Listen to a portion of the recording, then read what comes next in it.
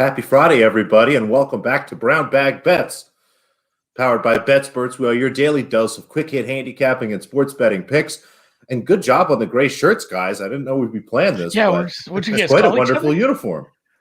Andy, nice to see you. And of course, we'll say hello to our guest. It is Friday. It is a baseball Friday. As you guys probably know by now, Andy and I need as much help with baseball as we can get. Joining us for his second time on the show, Mr. Adam Burke. How are you, Adam? I'm good. Happy Friday, guys. Yeah, Friday. And yeah, we tried to get you on. I asked you, and you turned us down, stone cold. You said, nope, I'm going on vacation. So it was nice. Yeah, just that's my timing as usual. But it's nice to get you on now that you're back. Looked like Maui was better than Cleveland, I'm assuming. But now you're back. And did you do any? It's funny. This is a story Drew tells a lot over the years on the deep dive about like just taking it, and it would be different, if somebody that was your sole income was betting and it was your job, maybe you'd have a team at that point. But like I've done this, I've screwed up on vacations. It's like, the question is, did you bet baseball while you're on vacation? Did you actively handicap it? Because I've screwed up some vacations. Like, man, I wish I wasn't sweating basketball games. I wish I was just enjoying this beach day here on this, whatever cruise we're on. So the way that we kind of set it up, we did a couple days in San Diego on the front end and a couple days in San Diego on the back end, and then did Hawaii in the middle, just to kind of break up the trip, break up the time difference. Plus, we'd never been to San Diego. So while I was in San Diego and on the flights and all that, I would handicap, I'd write up articles, for ATS and all that kind of thing. But while I was in Maui, I didn't look at anything, and it was nice. It was nice to step away and, maybe I could have been a little bit clearer to the readers about what my plans were and all that. But yeah, it was nice to not really give a shit for a few days and, not sweat anything, not even look at the board, not even worry about what's moving anywhere. Just enjoy being in the moment and enjoy the scenery of Hawaii. So yeah, I stepped away and I'm glad I did. Honestly, I've done that a few times. Never really during football season. That's a little different because it's not every single day. But I've done that a couple times, and God, that just does feel nice to like you pick up your phone and be like, oh, I don't have any scores to check. What am I doing? Just gonna set it back down, pick up this Mai Tai, and just hit this hammock. Like that, It is a really nice feeling. So, but you are back now, back to the grind. As we said, we can use all the help we can get. I can't figure out baseball. Alex just bets on NOLA, which usually works until there's a problem. Hand Jobs for Ewoks is asking if you saw any sea turtles in Maui. I will answer that. I did when I went snorkeling. It was the coolest thing ever. I tried to reach down and touch the turtle. It's a lot further down than I thought, and it hurt my ears because I went too deep. Freaked out a little, but no, I saw the turtle at least. We actually did. It wasn't. I don't have a Forgetting Sarah Marshall reference for you. We weren't snorkeling for that long, but we got to see a couple of them, and we were actually looking at the GoPro footage last night that my wife took. So, it was awesome. It was really, really cool. We did a couple of different snorkeling spots and saw some cool fish. But the turtles were just. That was phenomenal. It's a really cool experience. Obviously, you've had it, Andy, and if anybody else gets that chance, very highly recommend it. Yeah, turtles are awesome. They are. Turtles are awesome. Turtles Slightly are less awesome. But we should talk about some baseball, I guess. How is the season going for you, Adam? We can keep talking about Hawaii. You talked about enjoying the break, so that would maybe indicate that it's been a rough season. Yeah, and how are you doing that too? As far as like, if you didn't pay attention to baseball at all, how did you kind of do your catch up? I think some people, there's some people that maybe are taking betting a little less seriously and do this on a regular basis where they're just like, I'm not betting for a few days. I don't have the time. And then, did you go back and look at maybe some advice for some people that have taken some small breaks? Did you go back and look at like a bunch of box scores to catch up? Did you try to, take a look at everything that happened while you weren't looking at baseball? Got to look at some starts, look at some results or anything like that? Or you just kind of take your numbers and run?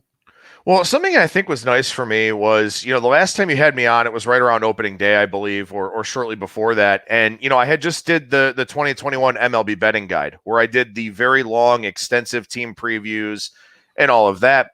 And what was nice about this break and now coming back to it is I was able to look at everything with a fresher mindset, look at what's actually taken place here this season, as opposed to the things I expected to happen coming into the season. And I'm off to a really bad start in baseball because a lot of the things that I expected to happen have not. And a lot of it has to do with the changes that have been made to the baseball. And it's obviously been a huge month for underdogs and unders and all of that. So a lot of the things that I thought about coming into the season have not worked out. They either, just haven't worked out because of variance or just because the game has changed. So the nice thing is, coming back off of a break, I was able to look at things with a different kind of mindset. And now, as opposed to digging into what I thought would happen coming into the season, now I'm kind of digging in as it's time to make adjustments. I've got enough data points. I have enough sample size.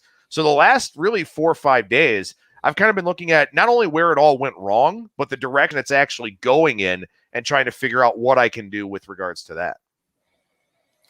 Yeah, that's a fine line too, as far as when to make that adjustment. Like you have that, am I wrong, or have we just not had enough games yet? And I think it's the mark of somebody who's done this for a while to finally realize, like, all right, I do need to make some adjustments to X, Y, and Z in my model, or weighting things differently, because this is not how I thought it would go. This is how it's going. This is how I think it's going to go going forward. And yeah, once you make those adjustments, usually you see some more measure of success.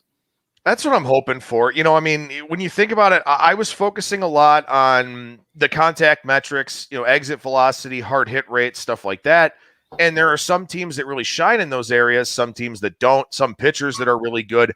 But across the board, exit velocity is up this season. The number of batted balls, or the percentage of batted balls of 95 plus miles per hour is up, but the results are way down because the ball is not carrying as well. The ball is not traveling as well. So I was looking at teams coming into the season that made a lot of hard contact and did a lot of hard contact in the air.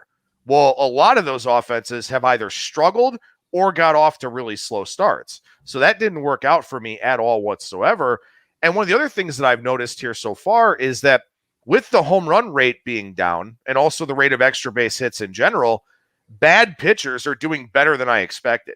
Guys that don't have command are actually getting by.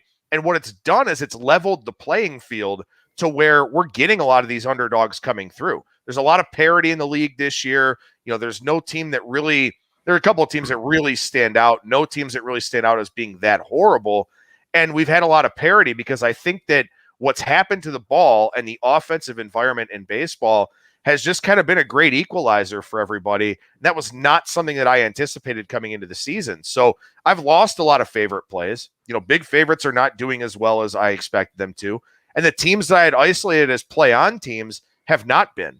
So May will look a lot different for me than April in terms of, my strategy and the teams I'm looking to bet, and probably my process as well. So when you dug into that, were some of the reasons more, this is an early season thing and we should see some regression? Is it a cold weather thing? It'll get better once it's hotter? Or you mentioned the ball. I mean, do you think the ball is just, we've got a deader ball this year for whatever reason? Maybe something else? Yeah, I think the ball is really playing a big role. And yeah, the weather factors are a consideration, certainly. We've had a lot of cold weather games. We've had a couple of stretches where it's been, nice here in Cleveland, up in Minnesota and all that. But for the most part, hasn't been that great of a weather month in a lot of places. So that is something that should change. But when you look at the board on a daily basis, Alex, I mean, these totals are getting bet down a half a run, a full run. Games I thought would be 9 are coming out 8.5. Games I thought would be 8.5 are coming out 8, and they're still getting bet down. So it's just an environment here where I'm having to change. And it does seem like we do have enough evidence, enough indication. And also something else, too, that I've kind of been thinking about is, we're on track for the lowest batting average ever. We're on track for the lowest batting average on balls in play since the 80s. And we're going to see a lot of pitchers just make adjustments to throw more strikes, to pitch to more contact, because they know that batted balls aren't going to be as hurtful as they've been in the past. So the walk rate has actually started going down a little bit.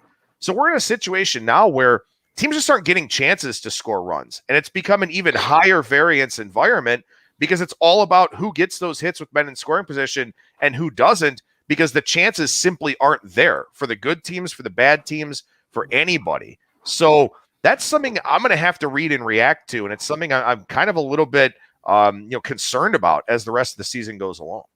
It's a really interesting dichotomy that as batting averages get worse, pitchers get more aggressive, then you actually end up with more variance as a result. I mean, I guess scoring will continue to be down, but like you said, so you expect to see, maybe more variance to the closing line, even though they're just going to keep being closer. That's really interesting. Yeah, I think it's a big part of it. I mean, we're still seeing, on a daily basis in the market, anytime an ace is out there, the line's moving at least 15 cents, if not more. I mean, Garrett Cole opened over a $3 favorite today and got bet up like 45, 50 cents overnight. So the aces are still taking money. And in a depressed offensive environment, that should absolutely happen. But the difference is now that, you're seeing a lot of guys that are average to below average with, 450, 460 ERAs, the same kind of FIP. Those are guys that are having more success this year than they've had in the past. So it's almost like some of the past results aren't really as applicable to this season as I, expected them to be. So it's been a very, very tough environment all the way around. And boy, this isn't going to be something you want to hear as someone who's making some decent adjustments to your model, but like it makes me worry about what baseball's going to, and when I say baseball, I mean Manfred, I mean the management, the ownership, whoever pulls the strings on here. Like if we're seeing fewer home runs and fewer runs scored, aren't you worried they're going to do the old switcheroo with the ball again? And I mean, it just because they pulled that shit in the playoffs a couple years ago. They've done it before. There's been inconsistency in the ball. They've talked about they've had quality issues, which is something I don't believe that was ever true. I think that was just kind of a cover up. And it's funny. I hate conspiracy theorists. I hate people that get wild with this, but like I'm fully bought in on baseball, the ball quality or the ball, different balls, all the conspiracy theories on that. Like, is that something they would ever do? I've been thinking about that for like 3 minutes now. I mean, I think it's a possibility, and especially too, you may get some pressure from the Players Association because they've got CBA negotiations coming up and things are already, very dicey to say the least. I think a labor stoppage is very much possible. We may not see next season start on time with a strike. And, hitters at this point in time have to be very upset. And something I talked about on my podcast, The Bettor's Box, yesterday, and it's actually, had a direct impact on my handicapping. A lot of teams have done things to, sort of decrease contact quality against. They've told their pitchers to throw fewer fastballs, all of that. They've had their hitters change their swing paths, try to elevate the baseball more, kind of increase their launch angles and all that. All these teams have made these adjustments predicated on the baseball the last few years, and now Major League Baseball just completely changes it. And so what you're going to have happen is with offensive numbers down across the board, free agent salaries will go down across the board. So I think there's a chance the Players Association kind of says, look, we got to do something here because this offensive environment, I mean, we're talking about like pre-steroid era offense right now. And so I think that the Players Association may look at this and say, look, our guys need to get paid and their numbers are going to look bad going into free agency, especially relative to recent seasons. So we got to do something with this baseball. We got to change something. If they change midstream, wouldn't shock me at all. And that's just because Rob Manfred is in way over his head here as the commissioner of Major League Baseball. We'll get to a question here just because Patrick has been patient. And he says he wants to ask the same question as last week because he didn't get the answer he liked. And he asked about first fives. And I guess I'll just read the whole thing. He said, I think there's value in betting first fives despite the juiciness in order to eliminate the bullpen bullshit. I realize bullpen strengths and weaknesses are built into the line, but it seems like a much cleaner handicap when you focus on starting pitcher versus starting pitcher. Do you have any thoughts on that? I mean, yeah, the big thing is how much of that line equity are you giving up compared to the full game? Because in a given season, a team that has a lead after 5 innings wins that game 82% of the time. So, how on average? So how much of that line equity are you giving up to play that first 5? And to me, I think there are a lot of different factors. I'm not necessarily a price dependent handicapper because I'm not a modeler. I don't know exactly what the numbers should be, which does allow me to have a little bit of a different perspective on first fives relative to full game. For me, a lot of times it boils down to, not only the strengths and weaknesses of the bullpen, but who's available, and who's fresh. I mean, if I'm betting the Brewers, for example, and I'm debating between the first 5 and the full game, is Josh Hader rested? Did he pitch yesterday? Did Devin Williams pitch yesterday or the last 2 days, something like that? That's more of what I look at when comparing first 5 to full game. I'll give up some of that line equity if there's a reason to do so. If I know that, the highest leverage relievers aren't available, if they've pitched back-to-back days already, something like that. That's more of my determining factor as far as the first 5 goes, instead of the price. Because like I said, I don't model. I don't know what I think the price should be. I'm just looking, to be as quantitative in the handicap as I can based on my interpretation of the data. I don't know where the line should be. So I think that's the difference between Frank and I. I'm pretty sure that he's a modeler. He knows what his price should be. So, everything is kind of price dependent for him. Whereas for me, there's maybe more of a qualitative element to my handicap. And I like that too, instead of making it just a blanket statement. Like I'm picking on Patrick here, but the blanket statement that Patrick kind of made, rather than, he didn't elaborate because it's just a sidebar chat on YouTube. But I like how you put that too, is like, it's not always a better move, but like there are situations where, you look at the bullpen. It's like I say in every show I've ever done, context. Like, yeah, is the first 5 better? Like, I need to know a bunch about how those bullpens were used in the last few days. I need to know the lineup. Like, maybe they're, the lineup isn't going to be good against the, the rested bullpen if that starter does come out early. So I like that quite a bit. What about today? What are we betting on? Like, I need to, I haven't found any day 2 draft props yet. I'm going to go digging deep on that here after. Aaron Nola's not pitching.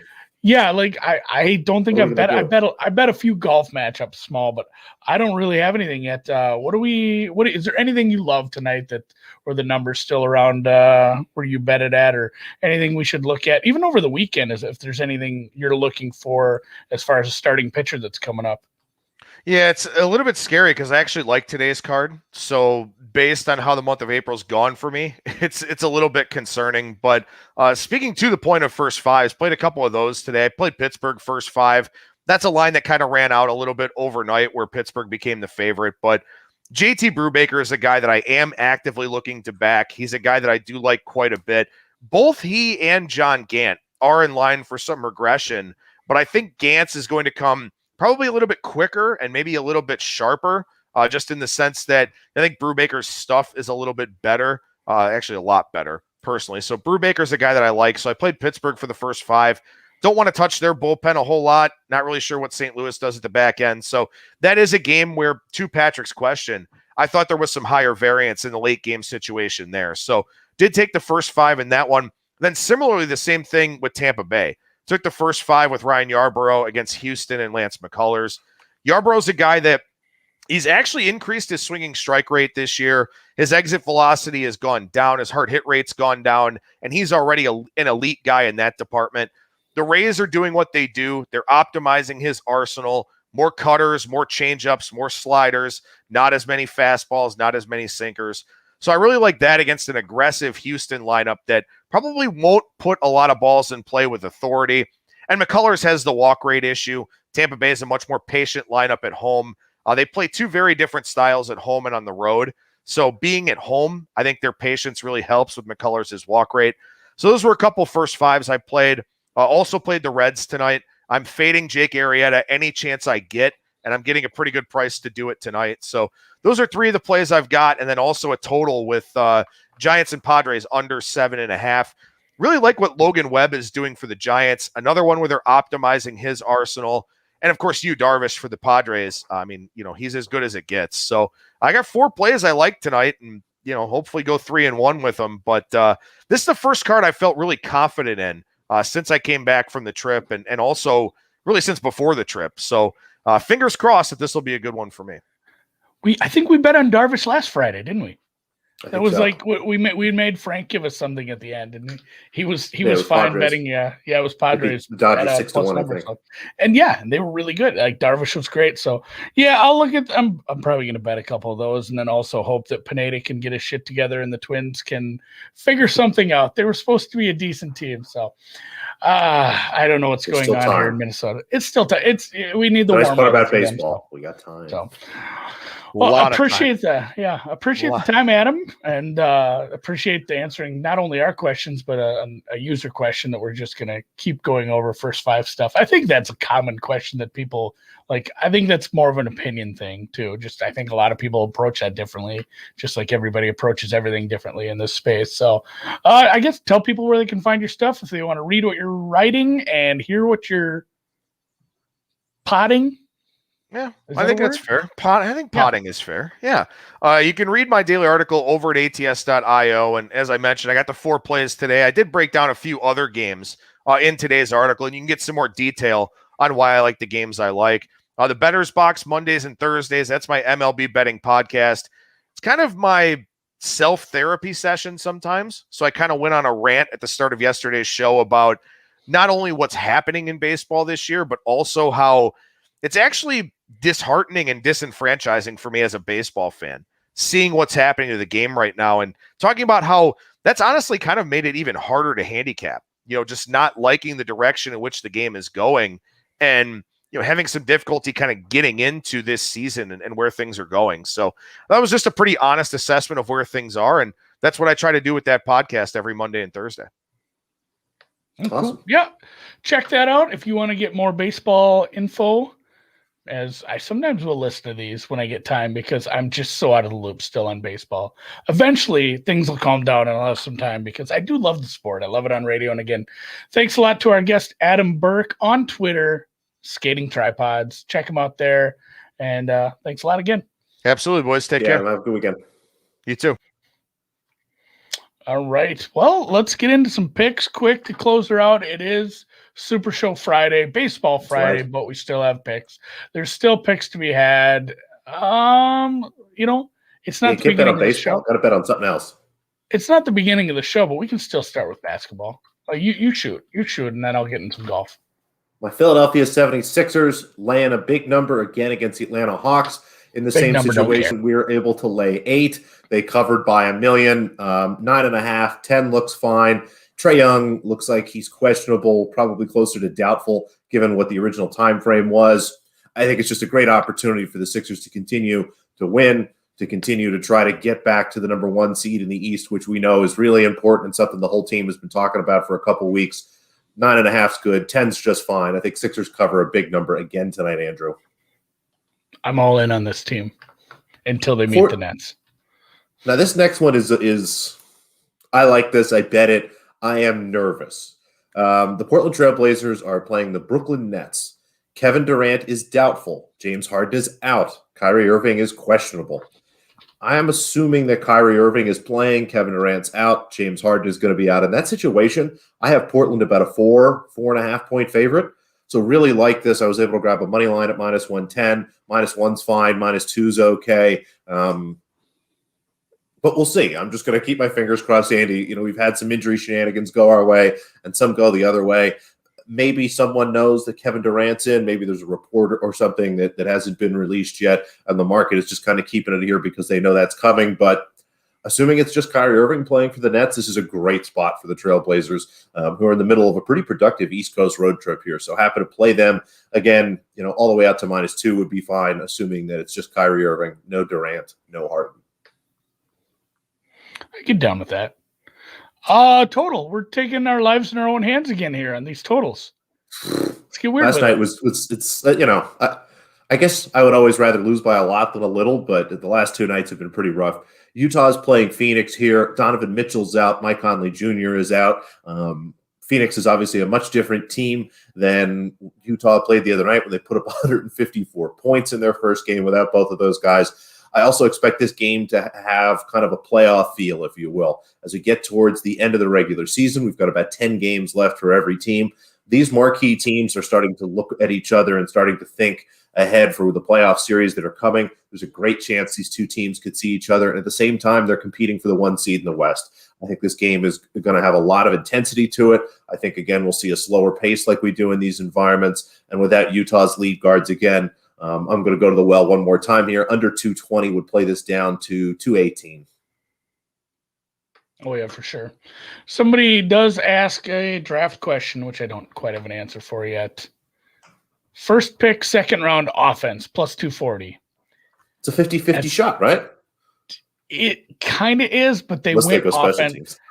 Yeah, well, they went offense already. It's the Jags. So they took Trevor Lawrence, they took a running back, but this could be one of the receivers that's still sitting there, one of the Moores. This could be a couple different things there that, they do need receiver help. They could also use offensive line help. So there's a chance, but it really does feel like this is going to be a corner or a safety, like or a D lineman. It could be the guy from Alabama, Barmore. It could be the safety that I'd mocked them out for the first pick or their second pick in the first round. So I feel like it'd be a bit of a reach here, but it wouldn't surprise me if they went like with one of the Rondell or Elijah Moore. So I don't know if you feel like having a tickle, that's a big enough number. So I don't hate it. And then golf, I'm going to get to these quick too. I think these are starting very soon. All my golf stuff was in the afternoon, so I left it here, but I played Naismith, and I put this out on BetSperts. It was up as a post earlier. So Naismith over Vegas, and then a double Hughes fade. I played Laird over Hughes yesterday. Again, I said I wasn't excited. I think that was the one. I played somebody over here, Hughes. So I'm double Hughes fading, double Mackenzie Hughes fade. This is just a guy I'm going to play against. So I think Nick Taylor and Mr. Laird laying a half stroke with him there. The first two are at one book. The last one is at another. Obviously, usually don't see two different Hughes numbers on the same book. So those three, and I'll have some more out probably late tonight rather than the morning for round 3 as we go. And hopefully some of my outrights can start to pick it up a little. And then another quick draft question before we get to tennis to close it out. What are the thoughts on the Giants pick? I had laughed because it's like they took something beautiful and broke it.